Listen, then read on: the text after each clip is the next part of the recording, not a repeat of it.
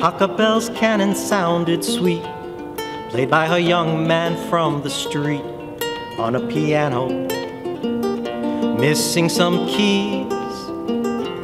Polka bells, cannon heretofore had never made me cry before, till I heard Isaac play it for me. When Brother Al Masher writes his songs, they're about the homeless and the needy seniors he meets at the Outreach Center run by the Friars of St. Aloysius Parish in downtown Detroit. It's called the Canticle Cafe. Any one of the many guests that come to the Canticle Cafe could be Isaac. Any one of them can have skills, talents, abilities, and depth of character, and offer us elements of surprise and delight once we get to know our brothers and sisters who live a little differently than we do. Any one of them can be like Isaac. It's almost like every individual that I meet is a song or a poem.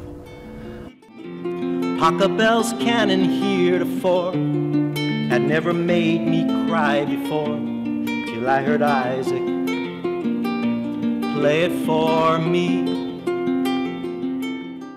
Well, the Canticle Cafe in Detroit is an attempt to make a place where the poor, the homeless, the needy can come and experience a more dignified, a more humane, a more welcoming and inviting environment, as opposed to what can sometimes be rudimentary, impersonal warming centers, drop-in centers, soup kitchens, that while certainly needed and well-intentioned, sometimes fall short of providing an environment and a space and potential for relationship building that we as human beings all require and need to be fully human.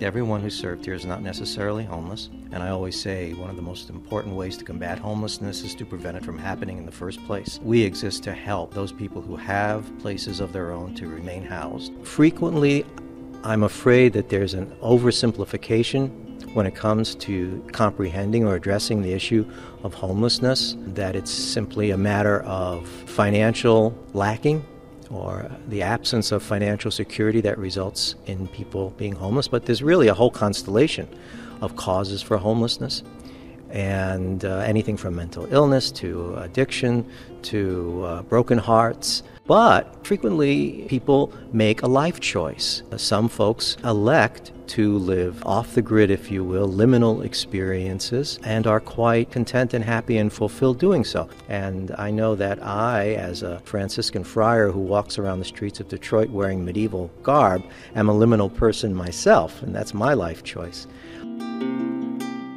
So I go out on weekends to different parishes and other settings. I give concerts and tell stories and sing original songs to help folks in the suburbs come to a better understanding of the individuals and brothers and sisters we work with in downtown Detroit. So while it's important to meet the material needs of folks, clothing, food, shelter, hygiene kits, it's also important to remember that as human beings, individuals need relationship, need safety, security, creative opportunities to be engaged in, to be fully human. The Bible says that we don't live by bread alone. That would include the down and out. Why should just some of us enjoy life's finer things, while many others go without?